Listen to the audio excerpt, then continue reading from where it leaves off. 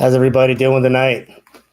Welcome to the North Carolina Cryptid and Paranormal Project. Sorry about that little dilemma with my little video bumper. My original one got booted because of my, I got the cheap version of StreamYard, so I lost it when I added my guests. But no worries. Thanks for being here, everybody, tonight. This is my 1K subscriber special episode. We have special guests Josh Turner and Barton Nunnelly. We're going to be giving away a fresh off the press North Carolina Cryptid and Paranormal Project shirt. And we have an NCCP hat as well. And that's the second. First prize is the hat. The second prize is a shirt. And the third prize is a $25 Amazon gift card. And I just want to thank everybody for helping me get to 1,000 subscribers. Everybody in the chat, thank you.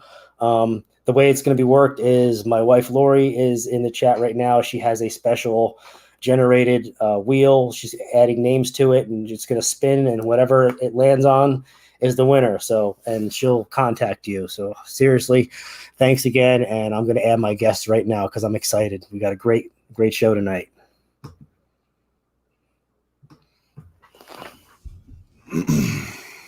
All right, guys. Hey, everybody. How you guys doing tonight? What's going on? We got 16 in the chat. If you want, Josh, if you want to discuss, you want to start off with your what you got going on in September. Sure. Yeah. What we got going on in September is our second. It's going to be our Paranormal Roundtable presents our second annual Dogman Cryptid Conference, and you can get tickets at Eventbrite under that name. Once again, that's Paranormal Roundtable presents second annual Dogman Cryptid Conference. And we just added Martin Groves, which I thought he was already coming, but he's actually going to speak too. So we're going to have him on. We have a huge lineup of speakers. Martin obviously is going to be there. Nick Redfern, David Weatherly, Ken Gerhard, who else? Gosh, Ron Moorhead, Chad Lewis, Sibylla Irwin, Adam Davies, Christopher Garitano, Ron Murphy. Who am I missing, Barton? Lyle Elvis Presley. I think Elvis is going to be there too, right? He should be. I think you got just about everybody in the paranormal cryptid community there. Oh, It's wow. really going to be something special. And if it comes close to the first one, man, people will have memories forever. Yeah. Now you have your legendary barbecue going to be there too, or no? Yeah. And I know North Carolina's got its own barbecue style. We have, it's more like a vinegar-based barbecue with a little bit of a. Sometimes you can get that, or you can get like a little bit of sweet tomato sauce, like a pasty tomato sauce. Like it's like a, God, I can't think of the name. You buy it at any grocery store. It's like just a regular honey barbecue sauce, but it's pretty good. It's pork based though, right? Yeah. Ours is beef based. So okay. I took Barton to my favorite barbecue joint, which is Thorndale Meat Market, and it was great. Yeah. I could stay there all day. it's pretty epic. It's some of the best ribs I've ever tasted in my life, man. Trey does a real good job, and he'll be doing the catering at our event. So, Tom, I hope you can make it. That'd be awesome if you come out. I would love to. I really would love to. I mean, I'm spreading myself thin this year, but if I can make it, I really would like to get out there to Texas. It's a long ride, but if the option of flight comes, I would definitely take advantage of that and get my arse to Texas and at least try some at least good Texas barbecue, because I've never even been to Texas, since my 45 years of life on this earth. Dude, you're missing out. Let me tell you, at least, if nothing else, for the aspect of being able to, cross-pollinate, and talk to all these different people and collaborate, work on collaborations and bringing people together is a big part of this. That's and if I left anybody's name out, I apologize. There's so many speakers. I can't even remember off the top of my head, everybody that's going to be there. It's going to be a huge event. Nice. So. Now, I was listening to one of your uploads, I think it was about a month ago, and it was about, it wasn't about mermaid people, but it was about water cryptids. Mm-hmm. And you were talking about one of these beings with red eyes, and it had like a bony, like scaly body. And what came off to me was, if you remember the movie Aquaman, do you remember those beings that came onto the boat? It was like the perfect description of what you described were these little these beings that were jumping on the boat and fighting with Aquaman and Merla and like the early beginning of the movie. Yeah, you know what's interesting? We start with that. That's a good one. What's interesting about that is I just did a 3-part interview with Christopher Gaetano, and we talked about, you know, what came first, the chicken or the egg? Is it part of the collective subconscious that puts this stuff out there from somebody's idea of what that's supposed to be? And then is that what's causing people to see this? Because like when I had David Weatherly on the show on Friday, that came up. It was like, you know, somebody told David, you know, well, I saw something, but I don't know that it was an alien. But then when he began to describe it, obviously it could have easily been something alien in nature, whether you believe they're interdimensional, extraterrestrial, ultra-terrestrial. And the thing that got me was, it was like, they didn't believe that it was an alien because it didn't follow the preconceived notion of the gray alien that we think of as that's an alien. But what it was to me was obviously that's what that was, she was seeing. Now, here's the rub. When you go back and you listen to what Christopher Gaetano and I are talking about, and we did the first episode on Thursday, and then the next 2 Thursdays we'll have part 2 and part 3. We get into the whole, like, did science fiction and fiction itself make cryptids and ghosts and our idea of aliens, did it temper that to make it that way? Or you know, is that what's causing people to see some sort of tulpa? You know, and of course, Barton, you and I have chatted extensively about this too. Are we creating tulpas with our minds? Because people are going around saying, hey, I saw the big bad wolf. It's all right. You know, that's something that Barton actually wrote about in Inhumanoids. And I always talk about this book. People say I'm obsessed with this book because I am, because Barton, I believe, and I've said this to many people, wrote the best book on this subject, and it's called Barton, Nunnelly's Inhumanoids. Not to take away from anything else, any of your other work, Barton. Well, thanks, brother. I appreciate that. I mean, it really hits home because he puts like a plethora of, like, how do you say it? Like, there's a wide range of these creatures, but Barton and I, you know, we've talked about this, and we decided, you know, and actually I remember we had this conversation. We were sitting at the Star Bar right here in Austin, and we had a couple drinks. Me and Barton don't drink a lot, right? We're not drinkers, but we had a couple drinks. Right. Like, dang it, these things are not cryptids. They're Inhumanoids. And I said, you're right, they're Inhumanoids. And then after that, we went around Austin screaming at people, including police and other things. But it was crazy. Yeah. Like, we decided. Well, you know, we were born about 150 years past our time, brother. Right. But yeah, we had fun when we got together. We surely did. And Barton, I mean, you were just, you know, that night it really hit home to me. I went at home thinking, that really stuck in my head. I was like, he's right. That's why he wrote the book and called it Inhumanoids. He didn't call it, you know, a plethora of cryptids, because, right. You know, and our friend Ken and I guess Lyle, David, Nick, all of them have all kind of agreed that these aren't really cryptids. You know, Dogman is not a cryptid. Now, if you're looking at a flesh and blood Bigfoot, that could be considered some sort of cryptid as an animal if you believe that it's an ape, which I personally don't. But that's okay if people want to believe that. That's what they want to believe. These creatures, these mere creatures, they go back to ancient antiquity, and I believe it goes way, way back, like beyond like what we could possibly fathom. And I think that our idea of what they are is tempered by Hollywood. So people will tell you, hey, I had an encounter with some sort of water cryptid, water being, but it didn't look like what you would think of as a merman or a mer creature. Yeah. These things tend to like they have these weird white or glossed over or bulging eyes, or sometimes they'll look red. And I think there's different types, and it depends on what region you're from. Like the ones of the reports I got off the coast of Texas, near the oil rigs, looked completely different than the ones off of the coast of Spain. And then those look different than the ones, you know, that we were getting reports of the Marianas Trench, and then the South China Sea. And then you get a whole different description of what these things are. When you look at the Caspian Sea, they have because it's a closed inland sea. What people don't understand is that there's a world beneath our feet. and that these cryptids can actually move in and out of that world where we cannot. And I believe these sailors from Azerbaijan, they were saying that, hey, these things actually will drag you to hell.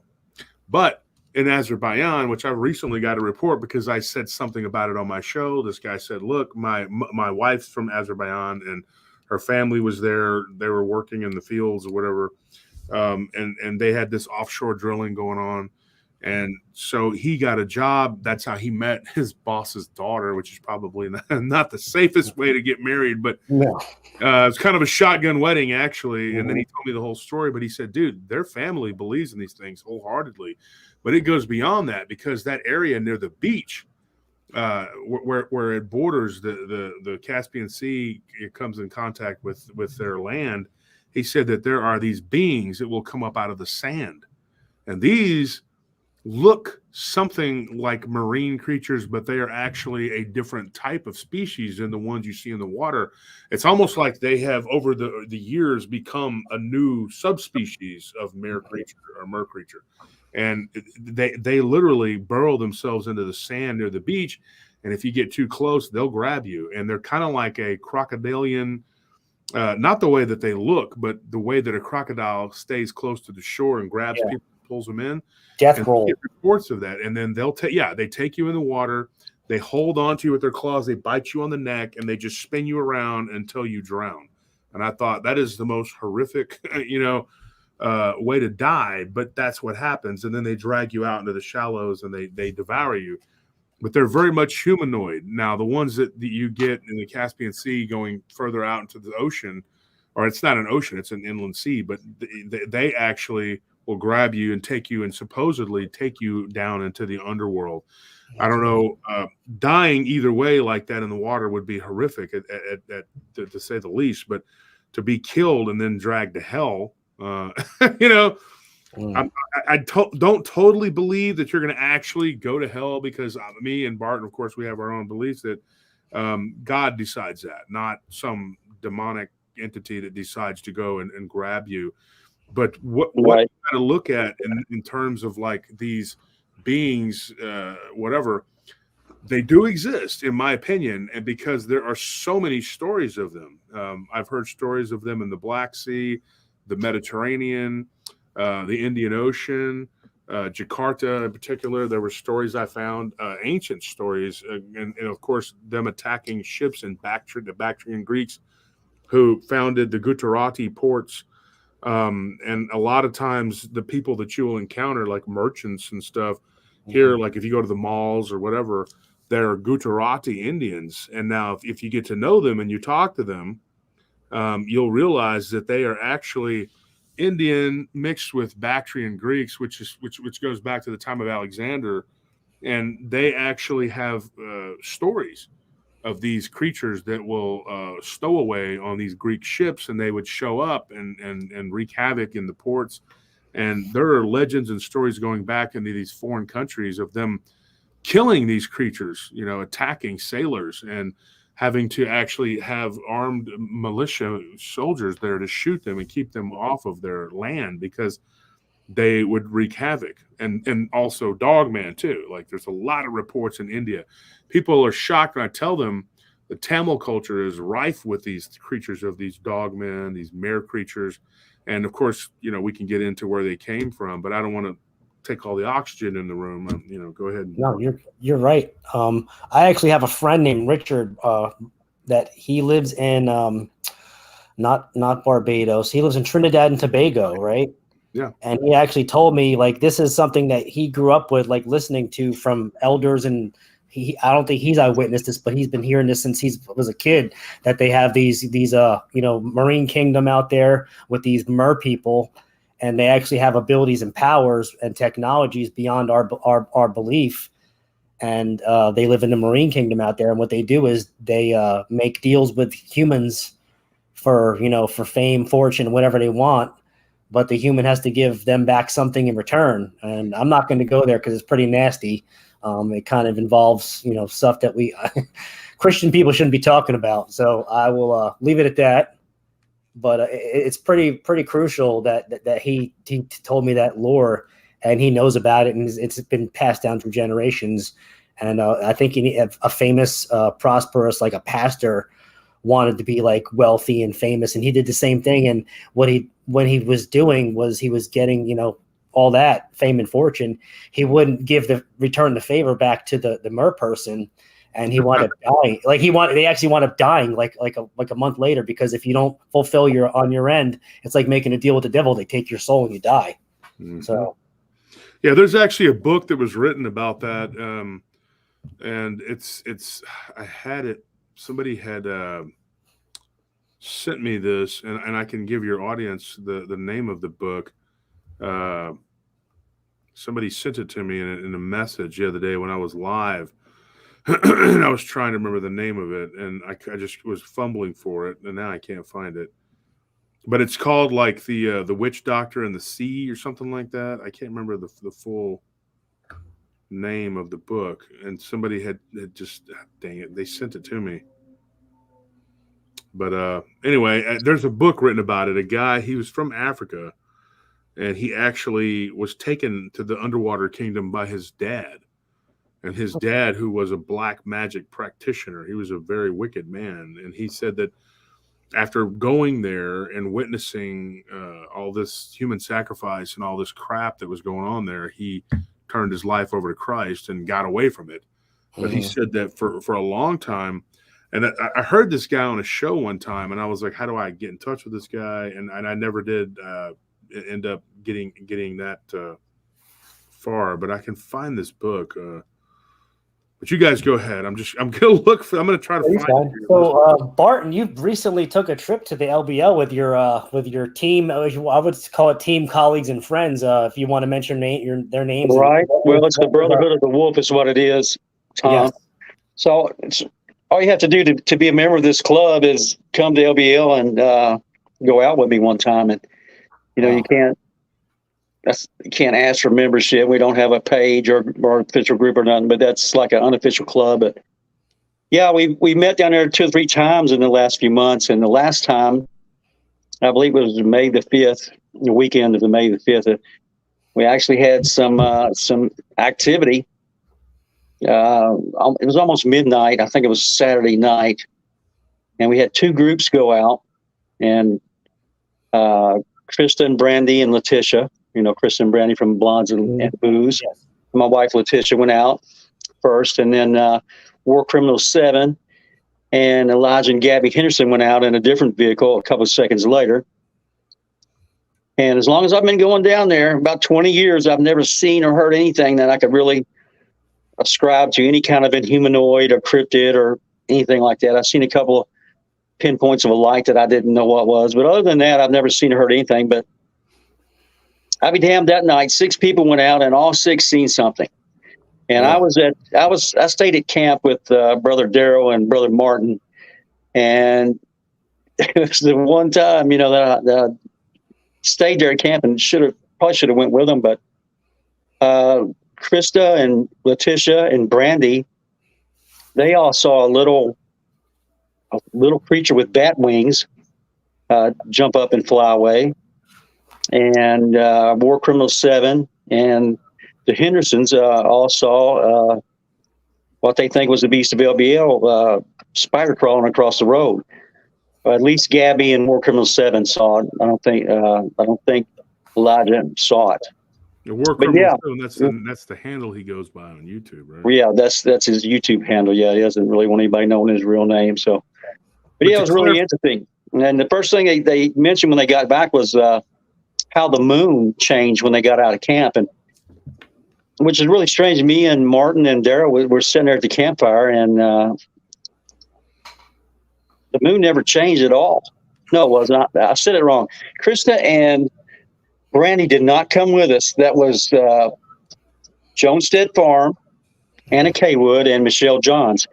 They and Letitia, they were the ones who went out. So the Blondes and Boos were at camp with us, and we know the moon never changed, you know, but when they come back, they said it was really big and orange, and the sky was orange and everything. And it was like, well, we didn't see none of that here, you know. It's like they drove into a different dimension or something. I don't know what was going on, but yeah, first time that something like that's been seen as far as anyone in my group in, 20 years or so. So it's pretty exciting to see their reactions. Yeah. And of course we immediately went back out to see if we could find anything, but everything was evidently long gone by the time we made it back there. Wow. Also, to clarify, because people might get confused, Barton says he hasn't seen anything at the LBL, but you, right, Barton, have had multiple experiences with different types of, going back to your Spotsville monster. Sure, man. So the first part of my life, the first half of my life, I was just plagued by these damned Inhumanoids, and it got to a point where I got tired of dealing with it, and I just asked the Lord to rebuke them and keep them away from me, and it's worked ever since. So, but yeah, growing up, I had a lot of encounters, a lot of strange things. The Spotsville Monster episode happened in 1975 when I was 9 years old. And seen a lot of strange things in my life. Yeah, for sure.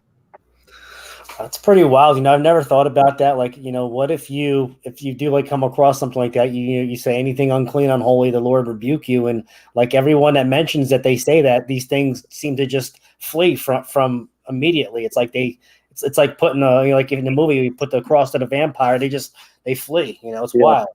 It sure did work for me, and I'm trying to see the dog man, the beast of LBL one time, and then I'll be done. One way or another, I'll be done with it. But ever since I did that, my wife's done seen two different cryptids.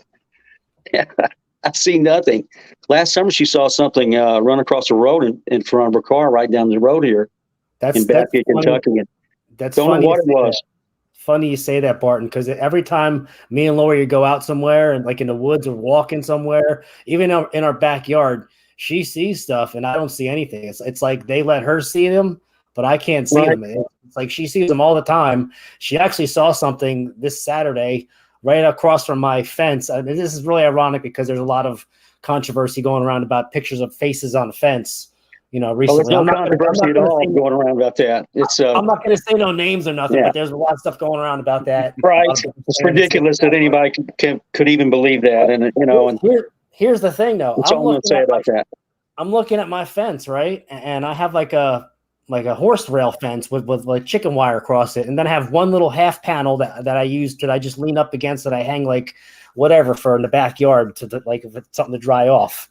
Well, that little thing is like it's a 6 foot tall panel fence made of wood. And I look up, I don't see nothing there. And Lori's like, I see a face right there. I'm like, I don't see nothing. She takes a picture, and I kid you not, the picture she took, you can actually see a face right on the top portion of that fence. So it would make it about 7 foot tall. And I'm like, how the heck did you get that? And I couldn't see it with my own eyes, but your camera picked it up. I mean, it's crazy. Right. Yeah, it is crazy how some people see things and other people don't. I mean, just a few months back, me and Martin Groves and Gerald Denton were camping down in the LBL, and they both saw something in the woods, and zapped Martin Groves, and it made him sick as a dog, and Gerald had to take him down to the restroom, to the bathroom 2 or 3 times, and he was worried about leaving me there alone at camp. And I said, don't worry about me, brother. I got nightmare here. I've got my pistol if I need it. And got a blade. I was there, it had Martin saw it running back up toward our camp, but it never did come out on me. And it gets kind of frustrating sometimes, but this is what I asked for. So, if I never see another cryptid or Inhumanoid, I really can't complain about it, but I would like to see one more. Yeah, you and me. I mean, I would just like to see one, maybe from a distance. And like, my Canadian encounter, I saw it from about 80 yards away, but it was so getting dark out, and this thing filled up the woodline hole that it was all you seen was a huge silhouette of a body, like a massive body. Like it was like looking at the Incredible Hulk, but black, like a black silhouette of it from 80 yards away. And then it just disappeared, and you felt the ground shaking. And then less than 10 minutes later, as we're exiting that area, we're getting flanked on both sides by what it sounds like the orcs from Lord of the Rings. I mean, it was crazy. Wow. But we didn't see visuals. We just heard that. And then, not even a few minutes after that was going down, we saw the lights of the hunting guide in the Suburban coming down a little wooded trail to come get us. And I was really seriously thinking of messaging Steve Isdall, if you know about how to hunt guy, because he lives out in Canada. I was just going to message him to see if he knew the people that ran that hunting lodge where me and my brother stayed at, and if anyone else had encounters near the area, because he can kind of pinpoint people in the same regions because he's from Canada and he gets a lot of reports from out in his area. So, I mean, right. Yeah. He gets like thousands and thousands of reports. So yeah, does he know if they're true or not? Probably not, but he reads them anyway. And I'm sure a lot of them are true. And, it's just, why would you go through the trouble of making up such a fantastic lie, just to have people laugh at you and ridicule you and all that. And so, I don't know. It's just human nature is always kind of amazed me, how people are capable of doing such things. But it's the best reason not to post pictures, because when you post photos, you open yourself up to ridicule. There's really no payoff. So I get photos constantly. People are like, you want to see a photo of something? I got one not too long ago. It was compelling. It looked like a fairy, but if I show someone and then it goes out, somebody's going to be like, well, Josh Turner sent this photo. And then, I get lambasted because, I'm gullible or I faked it or something. So I just don't do it. I just don't. People send me their photos and I'm willing to look at them. They're compelling, but you can't prove anything now with photos, especially with AI. So right. What are you actually going to be able to prove with that? It's not going to achieve anything. And right. Photoshop started that, and now AI is going to finish it. There's going to be a time which is rapidly approaching when no video will be admissible or believable. Even if it's a real thing. It's sad, really, but that's the way we're going. There's a question on the board. Can you guys see it? Yes. I've never done that. No.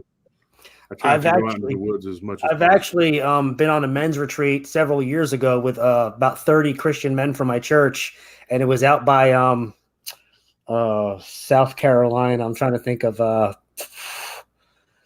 it was a forest out in South Carolina by I can't think of the name of it now because now I'm trying to call it, but I think it was called Paris Island or something. But it was by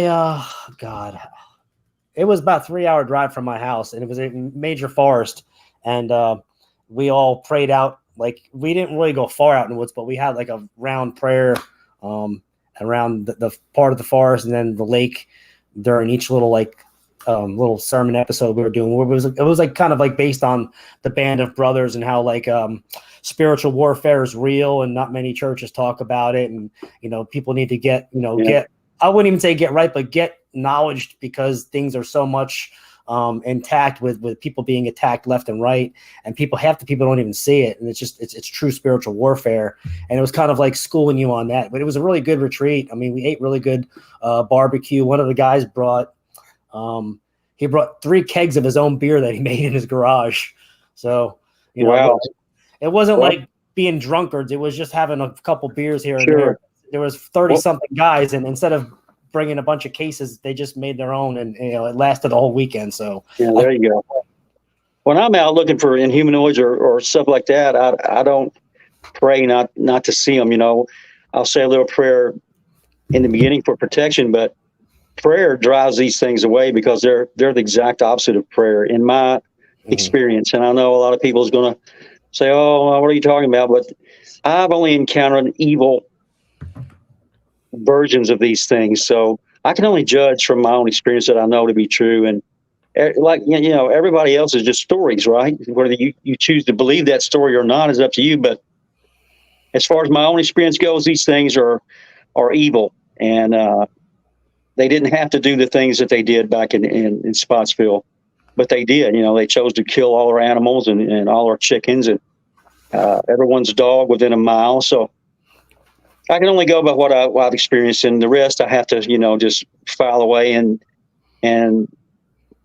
take it out later if I need it, So I think they are evil, and prayer drives these things away. And praying, be having a prayer circle in the midst of a cryptid searches seems to be, I don't know, kind of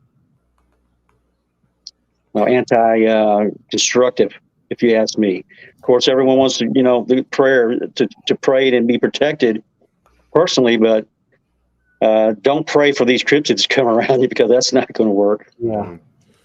Okay. It was Greenville, South Carolina. I can't think of the name of the actual nature park, the state park that it was, but it was really, it was huge. We had to drive like 20 minutes just inside the campsite to get from the entrance to the lodge that we rented out, because it was a huge lodge that you rent out. It wasn't just a campsite; it was a huge lodge with individual cabins and bunks and all that. So it was pretty fun. But I mean, it was a great experience. And I honestly think, like you said, like the best thing to do probably before you do any kind of, even if it's paranormal investigations, definitely pray before and after, because you can get an attachment, bring it home with you, or even spread it around wherever you're going. And think, I know you had that experience. We talked about that last week, with evil stuff going on. One of the things, I have a guest coming on Friday, and he doesn't really like the term. I don't think he embraces the term demonologist, but that is kind of what he is. And excuse me, him and his wife actually are going to be at the conference. They were at my last conference, and Barton, you know him, Rick Atristain. And one of the things that Rick and I talked about recently, because I've had some issues going on in a house I moved into, there are entities or creatures, whatever you want to call them, that infest and inhabit certain areas, and they feel like they have a legal right to be there. Now, what that legal right is it's pretty laid out there by the Bible, and if you're a Muslim, it's the Quran, or if you're a Buddhist, it's or Hindu, whatever. They have their own views, and they all say the same thing, that you basically invite them in, because we were given domain, and then they have, because they live around us at all times. If you invite them into your AO, your area of operation, they're going to be there. And then the next person that comes along is going to be like, you don't have a right to be there. And they're like, yes, you wish we do. And it's sort of like a legality. The spirit world runs in a legal sense. And what somebody asked me on a messenger, I was trying to find the message or whatever, but I can't find anything on that darn thing. But anyway, they had messaged me and they had asked me about this. Like, what is it, and they were trying, at first they started out being snarky. It was about 2 years ago. And I was it was an email actually. And they said, well, if demon possession is real, and I think it was one of the cases I covered, it was right after the Brazilian exorcist. And Tex, no, I don't. I think this is a completely different set of deals that's going on. Whatever was at that house is at that house. That was 15 years ago. I don't feel the same energy here, although they do want payback and they do communicate. So who knows? But this legality thing, it goes in, and Rick can explain it probably as good as anyone when he comes in and he talks Friday. One of the things that stuck with me is that these things, you could move into a new piece of land and it could have something. Now, a lot of people will contribute that to Fey activity, and they can be extremely hostile and nasty if you build on a territory that they deem as theirs. But it's something you don't even see. You're in the spirit. It's in the spirit. And that's the thing that people don't understand.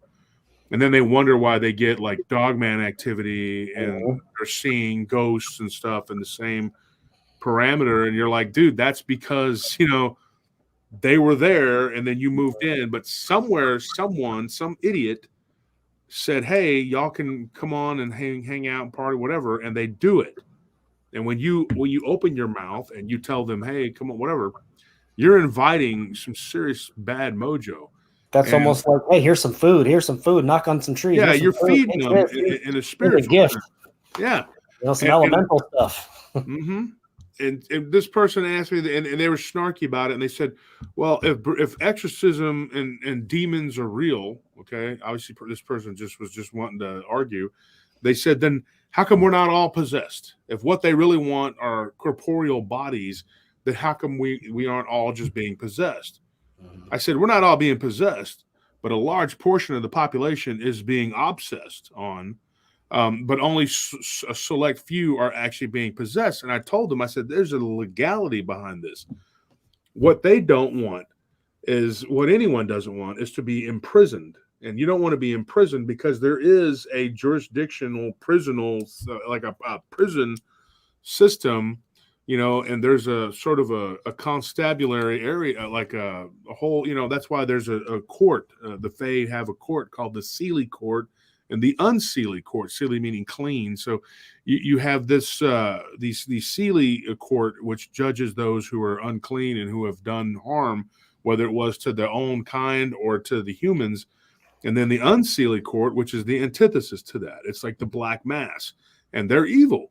And we have stories going back to England, you know, in the 1700s, where there was this guy who was I forgot the name of the guy, but it was a story I read in a book called Dark Fairies. I believe that's the book. And then, of course, Rosemary Ellen Guiley. I don't think she wrote that one. Hey, Anthony, you could probably tell me the name of the guy that wrote that book. Hey, Anthony could probably look it up. He's in the studio. The book Dark Fairies, which tells you kind of like what, like the guy talks about it. And then Rosemary Ellen Guiley talks about it too. And how they judge you. And this guy was picked up in the middle of the night and dropped off in the Unseelie Court, and was they were trying to condemn him, you know, and trying. Dr. Bob Bob Curran, that's the guy. And so whenever they were trying to judge this guy, he's like, what right do you have? You know, and of course he denounces them in the name of Christ, and they let him go. But that's all it took. And but of course he had faith. He was a man of faith. But he says, suffice it to say, if I didn't have faith, that these demons or fairy, whatever they are, because it's sort of the same thing, they might have done horrible harm to me, up to and including imprisoning my soul. And I just remember reading this account. So I told this individual, this snarky individual, I told him, I said, you know, all you have to do is just make the wrong move or say the wrong thing, and you'll feel the full force of what these demons are capable of, and how they affect humanity is just, it's incalculable, like how much damage they've done to us psychologically. They were wiped out during a flood, okay, a lot of them, and then they are angry. And in the book of Enoch, it tells us they are evil spirits that are going to be there for all time. Like they're stuck here on this plane of existence, but they're angry and they're bitter, and they have their own like communities and whatever, and they do what they do. And if you have a fight with one of them, they do go back, like it says in the book of what is it, in the New Testament, that if you pick a fight, you have a fight with one of them. Jesus tells us, it's in the gospel, and you can look this up. I can't remember off the top of my head because I don't have a Bible right next to me. I have a Bible earmarked at the house, but not here. And he tells us, you know, they'll come back with 7. You know, and no, Barton, we've talked about this before. You know, they go into the wilderness and they return, and they're like gang members, you know. And so what people are seeing, a lot of what they're seeing is really a spiritual creature that's manifesting itself as physical. And then what they're thinking is the opposite. They're like, oh, I saw a Bigfoot become, invisible. Then it became like a mist or a spirit, whatever. No, that's its true form. That other form that you're seeing is the physical form. That's their preferred form in the physical world. And maybe that's what they are in this physical world, but that's not really who they are or what they are. Just like we are not this flesh and blood. This is a vehicle for a ball of light about that big. And I'm not joking. I was reading an account from China, and this was in the Fujian province, where there was a guy who was a tourist, and he was from Northern Ireland, and he went there, and he said, dude, I witnessed a graveyard in the Fujian province, where these people said that these ghosts would come up out of the earth and float around and do all this stuff. So he told his guide, so to speak, this friend of his had a guy that could take him out and show him everything. And he was there on business, but he said, I like to study ghosts, you know. And he took him. And he says, on certain nights of the moon, the phase of the moon, you will see these blue light, whatever they are, come up out of the ground. He goes, now we have to observe them from a distance, because if they see you, they will come towards you. So this guy, he's heard of the Fae and understands that because he's from Northern Ireland. He's near Belfast. And he said, dude, I'm versed in this. I'm not afraid of these things. So they stood up on the balcony of what was an abandoned complex. Well, it's not abandoned. The Chinese government will make like all these buildings that they don't do anything with them. Nobody lives in them, and nobody ever lived in them. And they built it. It was almost kind of like they built it as a buffer between that cemetery, which had been there since the 1400s, and the rest of the city where he was at.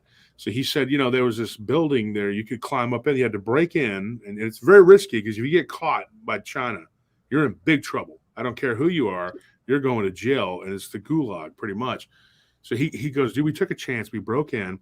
We go up to the third floor. He goes, and sure as I'm standing there, he goes, midnight came, and these balls of light started to come up out of the ground, and they just began to swirl around and kind of bounce off of each other. And he was like, what am I seeing here? This was in 1997. And he said, dude, I witnessed this. I saw it happen. He's like, but then they all kind of stopped and then just began to come towards us. Now, he can see this at a distance. It's about 150 yards away. But they were moving fast. So the guys he was with panicked, screamed, said, we got to get out of here. So they ran down the stairs and they took off. And by the time they got to their vehicle, these balls of light, there were only about half a dozen of them left at that point. He said there was probably 100 before. And they were just going straight toward his car. And once they got past this one sign, then they all just kind of stopped. Now, I asked this guy, I said, why do you think that is, that would, you know, his name is Lucas. And I said, Lucas, why do you think that particular sign or spot stopped them? And he goes, I don't know. There was all these weird symbols written on there. I go, okay. He doesn't understand Chinese, you know, doesn't speak Mandarin or Cantonese. So, I mean, he has no idea what that sign says. He doesn't know what those weird symbols are. Those symbols are basically a sort of like barrier that's basically stopping them from going beyond that point. And then, get this, he talks to one of the local magistrates that actually sits down and they eat dinner at a restaurant together. And he asks this guy, he says, what is that? And he says, this is a cursed cemetery that at one time, years ago, there was a large population that the Fujian province actually was. It's gone back and forth between them and Japan, and way back in the 1200s or 1100s, there were Japanese people that had taken that area and had kind of cultivated it and did whatever, and eventually they were driven out and they were wiped out and killed. And those are actually Japanese people who were buried and interred there without any sort of rites. Right, with just little stones put on their graves by their descendants, okay? And then the Chinese just kind of like left it, but there was so much I guess they harbored so much resentment and anger that they didn't cross over, and they stayed in sort of a purgatory state, and they will literally attack people, attach themselves to people, and possess them, literally possess them.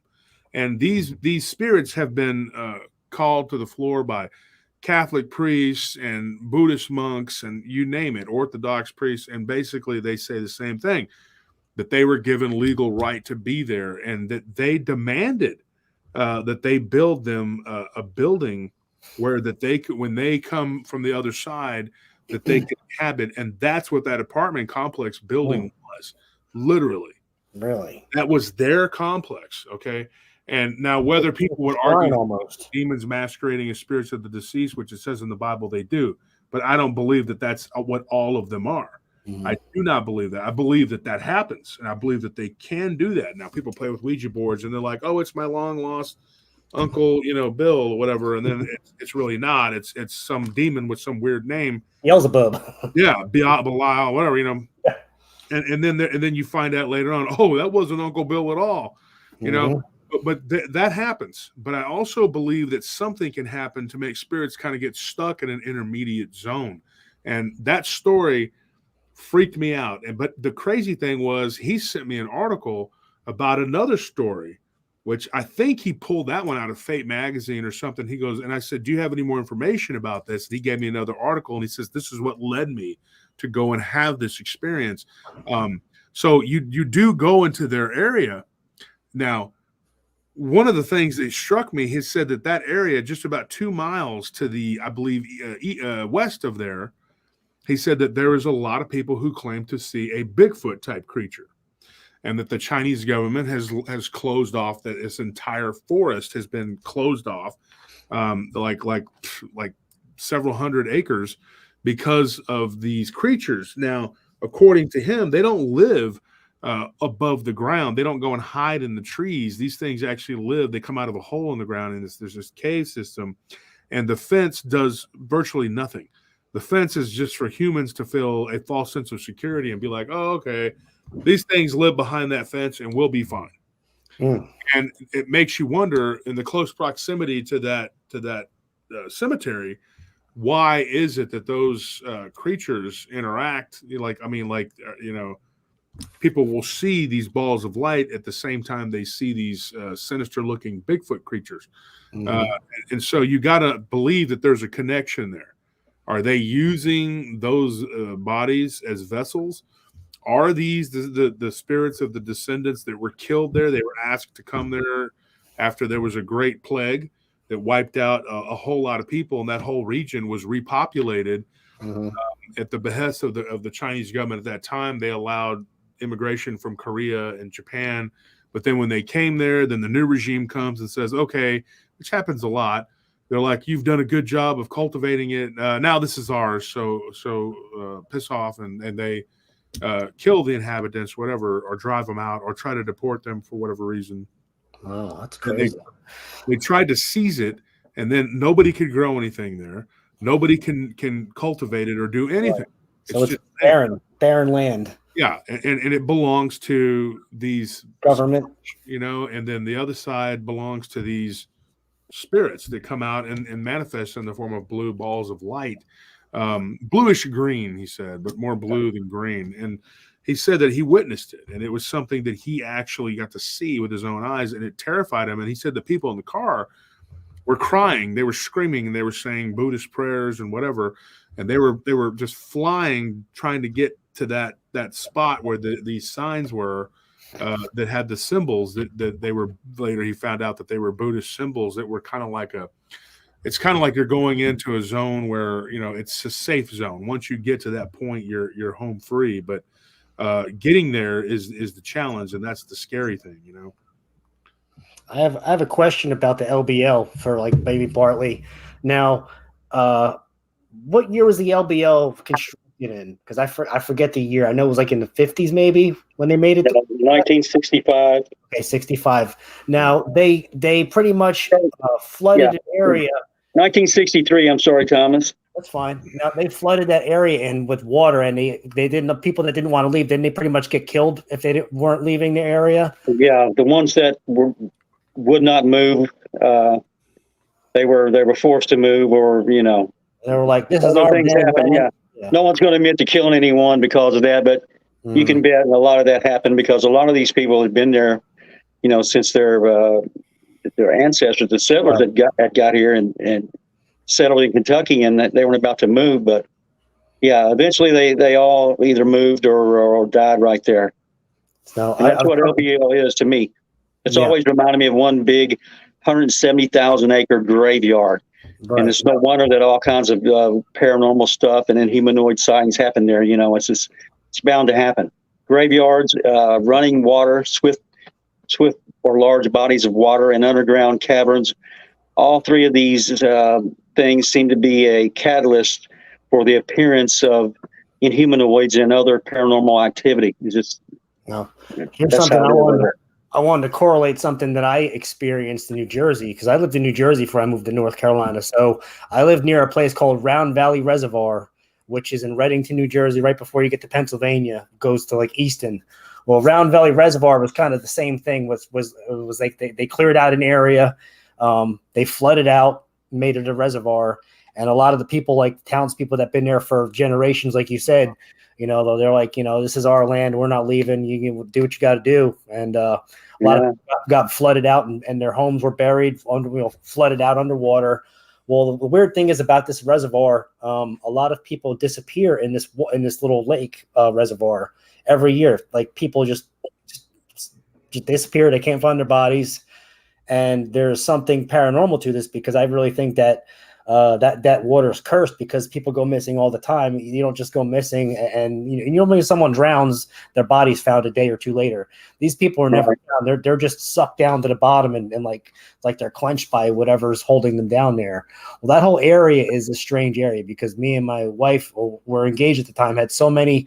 We lived about less than a mile from this reservoir, and we had so many weird paranormal experiences in the house we lived in, on top of the land in the area. Like, we had so many weird things that I never put two and two together, but now being in, listening to people's encounters and stories, it makes me like, wow, like light bulbs just go off like crazy. But I just think it's really all connected somehow with, like, mass killing, mass death, that pain, suffering kind of stays within the land, and then it comes back to use its power, I would say, or use its force, or whatever, its lively force. Yeah. Well, the LBL is a prime example of a lot of pain and death and violence and evil. Indians were killed there, like, right? It's seeped into the ground, there, and trapped there. And it's a beautiful place. Don't get me wrong; it's very beautiful during the day, but once night falls, it's like a totally different world. Yeah, really creepy. Really, you really have to watch your surroundings. I don't advise anyone to stay away from there because of these creatures there, but I do advise them to be careful. Don't become the next,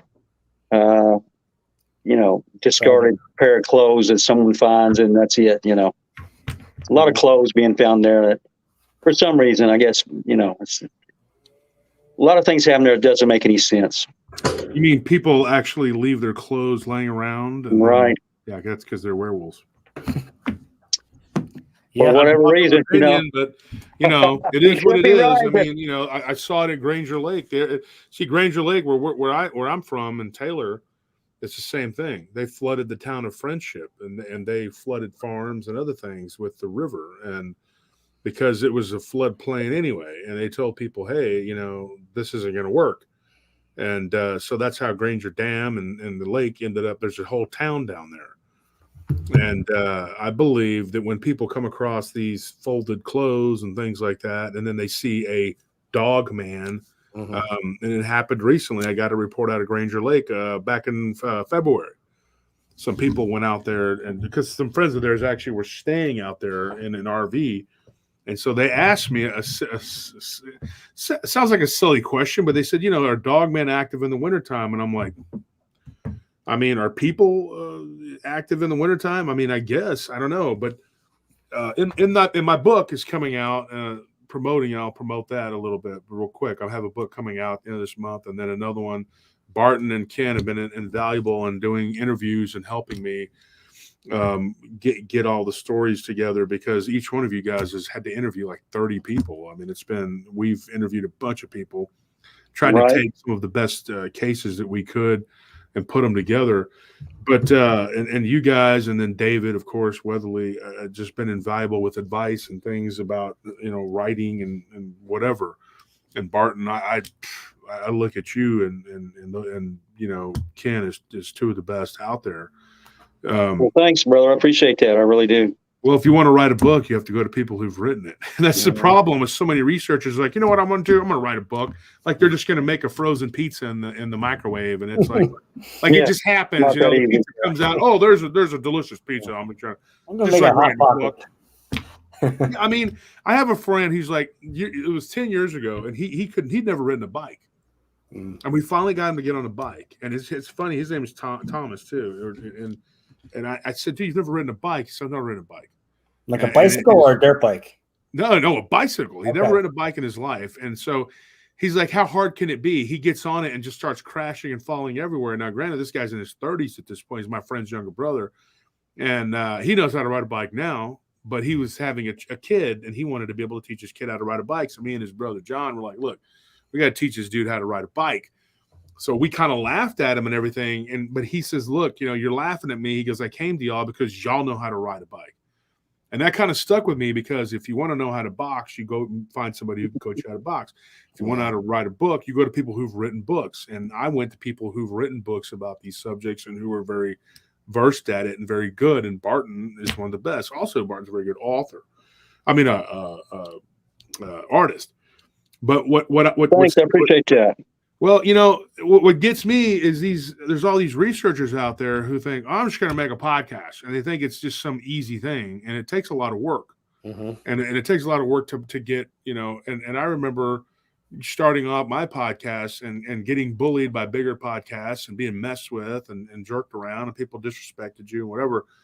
And the same thing, you know, if you want to write a book, you have to go to someone who's written it. I couldn't just go to my house right now and just, you know, make Kentucky Fried Chicken from scratch or make a pizza, you know, and just like, oh, wow, this is awesome. I just did this on my own because I just thought it up, you know. And somebody had messaged me the other day and they said, writing a book, huh? How hard could it be? And I'm like, you know, well, like it's just some simple thing. You just sit down. You can do anything now. You know, yeah. You can be a renowned author. You load your GPT app, and you could even get AI photos and add that, and you could be, you know, anyone can be a book person now and write a book. But I mean, it's not that easy, like you said. You have to have be a good one. Yeah, you have to have. I mean, anybody can write it. Anybody can go home and make a pizza. Anybody can do any of these things. But just because you can doesn't mean you should.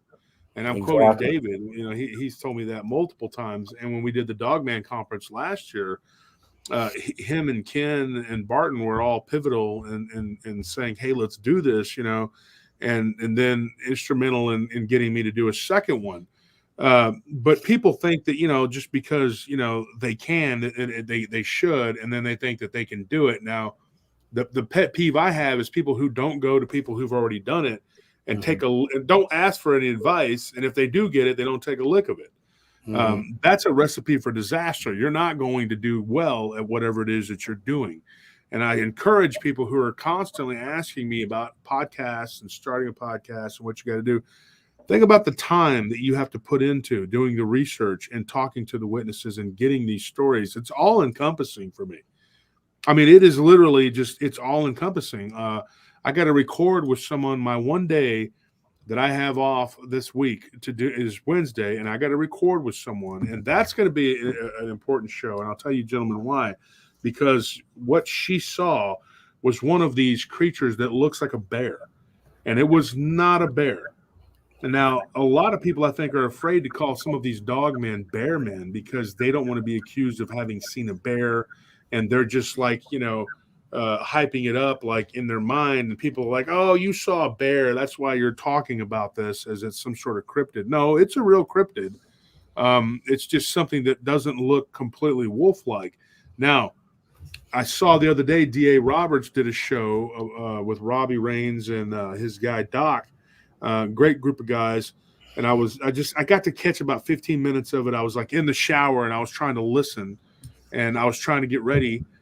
And one of the things I was taking away from it was that our potential to make these creatures is here. So if someone wanted to make something like this, some chimeric type creature, and Gaetano talks about that on my show that I did with him that we dropped this past Thursday. He said that he was literally watching 60 Minutes or 2020. He was trying to remember which one it was. And it was years ago, you know, and the guy says, I want to make tiger people. And the lady's like, because she says, you're very irresponsible with your genetic, you know, playing around with this cloning. And she says, why are you doing this? And he says, because I can. And because the technology is there for these people to go and make these chimeric creatures. So you get these weird combinations of who knows what. Now, the origins of these creatures go back further than that. I mean, if you look at the story of Tiamat, she was angry because her husband was killed. So her sons, she fought them, Marduk, Enki, and she went after them. And she's, you know, to me, it was like an embittered woman who went to her scientists and said, make these chimeric army of creatures, and names every one of them. Every one of them literally are these cryptid Inhumanoids that we see now. And they went out and they waged a war against Marduk, ultimately losing. Marduk ended up being the king for a long, long time. And then, you read these stories, these Sumerian stories, but it goes back much further than that. Like, every civilization, you follow it up and up and up and up until the current, time or whatever. And these stories in our Old Testament actually mimic the stories that predated them. And I get all this flack because I'm telling the truth, and I'm telling people there is a long, long timeline for these creatures, and their lifespan is nothing like ours. And anybody who tells me that these things are just out there running around and that they're always just like that, and if you leave them alone, they'll leave you alone, and even in fact, you should probably feed them. Let's give them gifts like apples, and let's give them some tuna salad sandwiches, and let's go ahead and give them ice cream. Tobacco, they like tobacco. Every civilization that has done that is a form of worship. You are literally giving these creatures something that you should not be giving them, and you should not be providing with them, because you're basically telling them that you are, I don't know how you say it. It's like supplication, it's like you're trying to make an offering at the altar. Yes. And when they come and they take it, they're like, I got to worship her. I got to sacrifice. Here's a sheep. Yep. Simple as that. And then I argue with people about the use of sacrifice in the Old Testament. And I tell people all the time, I was like, Jesus doesn't talk about a God that does that. Jesus doesn't say that. And of course, there were a lot of narratives in the Old Testament that were challenged by Christ, and people don't want to believe that either. I even have a guy now that's been messaging me, and bless his heart, I mean, he means well, but he's trying to convince me that Daniel, when he was in captivity to what he said was the Persians, okay, which is wrong. He said that he taught them that, and then the Persians retaught the Israelites. It's all this mental gymnastics, and then they went back to the land of Canaan, and they created it all but it was all really just based on the Old Testament. So he could somehow make it all fit that it was correct. And I said, that's not correct. What happened was Daniel was actually under the boot heel of the Babylonians. See, and they were inherited by the Assyrians, because Assyria, and I don't know, you can look this up, folks at home. Like I said, I need to start bringing my Bible with me so I can do it. I could just have it earmarked, but God talks about it, and it may be in Isaiah. I may be wrong about that, but he says, Assyria, behold the rod of my anger. And he destroyed Israel. God did it. And he allowed the Assyrians to do this, and then they were taken into captivity, and subsequently they succumbed to the Babylonians. The Babylonians succumbed to the Persians. So his timeline is way off. And it's thought that some scholars say that could be, but it's kind of a stretch. The point is that if you go back to these cultures, they have a beginning that kind of started where it all started, which is where Abraham and Sarah, the story is a Sumerian story of Abraham and Sarawati, and that goes back to ancient Samaria. Now, the ancient Sumerian texts are rife with these creatures and all these weird incarnations of these different beings, and who and what they are and where they came from. And it talks about our beginnings and where we came from. And that's not to take away from God or Christ. That's just saying that this is where a lot of these stories originated from. Yeah. And if you look at Genesis 6, it's a very weird passage. It talks about giants in the earth. All you got to do is go to Enoch, and that's the long version of it. Yeah. And then people say, well, why is it not in the Bible? Well, because a council, years ago decided that it shouldn't be in there. They threw out a bunch of books that shouldn't. They thought. Book of Jasher. Yeah, I mean, there's a whole bunch of them. Thomas. Yeah. The Apocryphals. I mean, the Apocalypse of Paul. I mean, there's a whole bunch of books that you can go back and you can look at these books, and you see it paints a bigger picture. Now, the biggest problem, though, with that is that when you take them all together and you read all these books, if you take it out of context in any way, then it falls apart. It becomes complete. And that is what I see with modern day preachers, and the Muslims do it too. They take passages and they pluck them out and they use it to fit a narrative that they have created for their congregation. Now, I understand if you're a preacher and you're taking passages to preach the gospel about a particular sin or not doing a particular thing or whatever, that's understandable. But a lot of it is taken so far out of context that and I would use my own dad as an example. He's Christian, not spiritual in any sense of the word. Like, you can't talk to him about anything spiritual because he doesn't believe it or he doesn't accept it. I don't know which, but he's very ignorant when it comes to that. And it's a willful ignorance. And if I talk to him about anything, which I don't communicate with him at all now, but if I were to talk to him at any point in time in my life about spiritual anything, he doesn't want to hear it. And I told him, I said, well, we go to church and it talks about the Spirit constantly, you know, and he has no concept or clue about what that is. And I would take it a step further that most of the different sects of Christianity are the same way. And a lot of them, you know, they don't agree on the time of day. So for people to say, well, I believe the Bible, this and that, but it is in the interpretation of that book, because it's been interpreted so many different ways by so many different sects, that different sections of Christianity take what they want from it and say, well, this is the word, you know. And you're seeing now things like people who you never thought would be able to have a voice in the church, saying some of the most outlandish things you could possibly imagine. And so, yeah, it is part of the revelation to me that there is a falling away from the church, because the church, to me, doesn't have the answers. And if they do, they're more worried about their tax-exempt status than getting to the truth. Yep, they're more worried about being a mega church and, you know. Exactly. And I had a guy recently said that he his preacher, and he's asked him a question. He said, hey, and he was a 17-year-old kid at the time. He's 37 now. It's 20 years ago. He said, I asked my preacher, what is Bigfoot? He said, Bigfoot doesn't exist. And he says, okay, well, I saw one with my dad when we were on a fishing trip, you know, in Tennessee. And he said, well, that's impossible, because that doesn't exist. And if it does exist, it's just a demon. And that's a catch-all term for anything that they can't explain. And that's not an acceptable answer to me, because there are multiple layers of things going on here.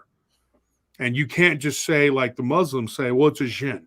But what is a jinn? There are so many different types. Right. I mean, if you look at the different, like the hadiths, there's so many different types of these things. If you read the Bible, you go back to these ancient texts. If you go to the Vedas, you go to the Sumerian tablets, it says the same thing, just in different terms. And some of the books go a little more in depth of what they are and why they are. And if you read the Song of Solomon, the Key of Solomon, when he has that ring and he calls these creatures up, some of these creatures sound very reminiscent of what we're calling cryptids, which is why Barton coining the term Inhumanoids, I think, was most important, because that's what they are. There's nothing cryptic zoological about these creatures, and anybody who thinks they are is fooling themselves. There's this whole push to try to make this dogman fit into the parameters of a physical flesh and blood Bigfoot type creature. Whereas I don't personally subscribe to that, the whole ape theory. I definitely don't. I mean, I'm definitely not going to subscribe to a giant man wolf running around that was just happens to be there and he evolved that way. Like, how on God's green earth is this thing going to evolve? Like a wolf is just going to evolve to stand up and run around and do what it does. You know, I just have a horrible time trying to wrap my mind around it. And it actually gives me an anxiety headache when I try to, like, what is this, you know? Yep, exactly. Well, there definitely are no half-human cryptids. So cryptids are simply natural animals that are rumored to exist but have not yet been classified or captured or whatever. But the key word there is animals. And once you bring half-human into the equation, they're no longer animals. So, absolutely. Well, we're at about humanoids.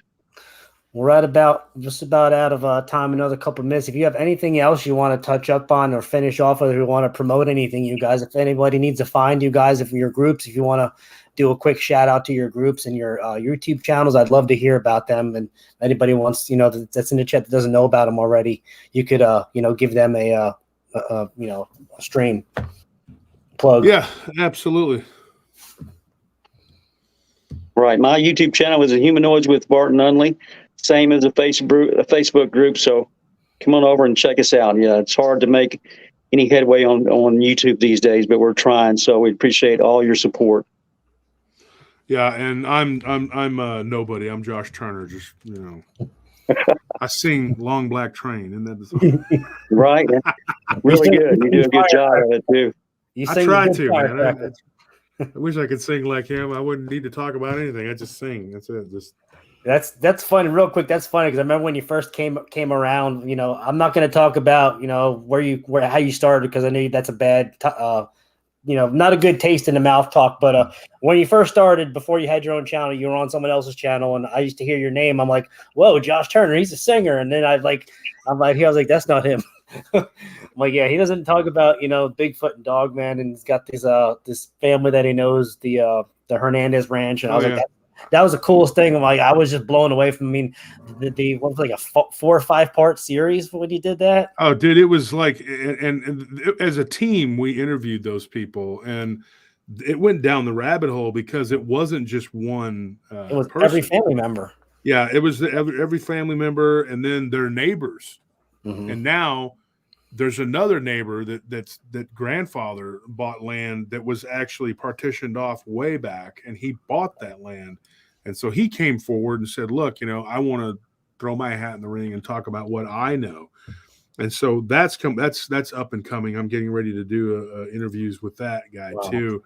And so it's a continuing investigation. And one of the things that David touched on Friday on my show, David Wedley, he said that he believes that area over there, it rivals the Ute Basin. I mean, it's like Skinwalker Ranch activity. And, it's weird because the Devil's Backbone, and here in Texas, Devil's Backbone is right behind that. It abuts kind of up against it. And then, Barton, you were talking about the Devil's Backbone over in the LBL. Right. And that's where Daryl and Martin had another encounter. Just last year. The name game, Lauren Coleman, a lot of respect for Lauren and Barton. We both do. In fact, our action figures are in his museum or whatever. And I think they're like right next to each other, but it's crazy because he talked about the name game. And when you look at the names of Taylor, Michigan, Taylor, Mississippi, and Taylor, Texas, and they're all hotspots. Hotspots. Why is there a bunch of ghost activity there? Why are there so many cryptid sightings, or if you want to call them cryptids? Maybe the black dog can be considered a cryptid because it looks like an animal, but the Quedejo. But this thing that I saw, it wasn't no cryptid. It was what Barton calls an inhumanoid. Looking for answers, and that's how I came across Barton's book. And Barton, you were a very humble man, and I messaged Barton years ago, like several years ago, and I said, "Man, Mr. Nunnelly, I'm totally impressed with this book. Do you have copies of this that I could get an autograph from?" I just wanted his autograph to send me a copy of the book, and I had one of the original first editions, which is worth a lot of money now. Yeah. Subsequently, me, you, and Ken have sold 2 or 3 of those now. And he was like, I'm probably the only author in the country who doesn't have a single copy of any of his books. And he was just a simple man, just painting and doing what he did. Wasn't trying to get rich. Was just trying to write, and that's what impressed me. And so when the whole thing came up with the LBL and the Roger thing, and the witness and the NADP and all that stuff touched off, then me and Barton started to communicate, and we started clicking. We started going through all the, we fell in line pretty quickly with our beliefs and what we've uncovered with these things. And I'm not saying we're the 2 smartest people in the cryptid field. I'm just saying that I think we're on. Well, we're close. If we're not, brother. We're damn maybe close. A tiger by the tail too. But it's just, it is what it is. Tom, we really glad that we came on your show or whatever. Yeah. Hello to everybody in the chat. Thanks for Roundtable group. Thanks for all our friends that show up in the chat. You guys are awesome. We love you guys. Yeah. And Tom, it's a pleasure being on. And I'm taking a break from all these interviews for the next couple of months to finish up some writing projects. But it's been a pleasure, brother. Absolutely. And I think my friend Mark Holt, which is Indiana Squatch, that was messaging in the chat, he was wanted to friend request both of you guys. I guess he has some stuff to talk about. He's a great guy. He lives in Indiana. He's a very credible researcher.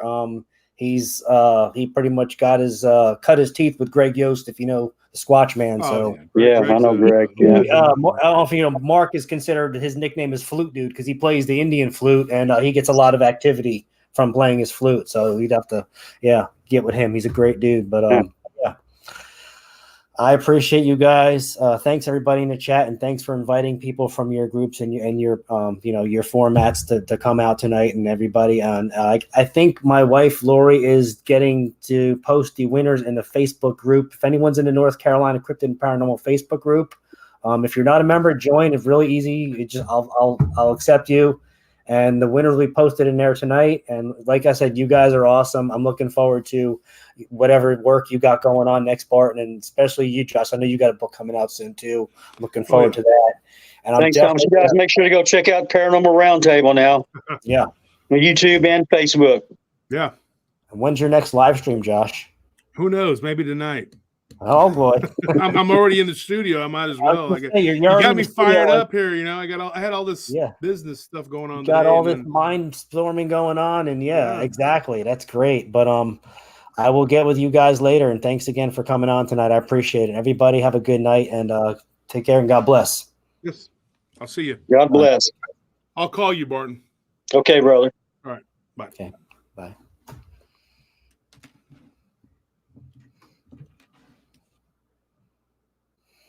Okay, everybody, y'all have a blessed evening, and thanks for coming out tonight. I really appreciate it. I think this is the most people we've had in the chat in like the almost 2 years I've had this channel out. So thanks again, and like I said, check out the Facebook group, North Carolina Cryptid and Paranormal Project, and I will have the winners posted up there. Just give contact information, and we'll get your stuff out to you. Thank you. Goodbye.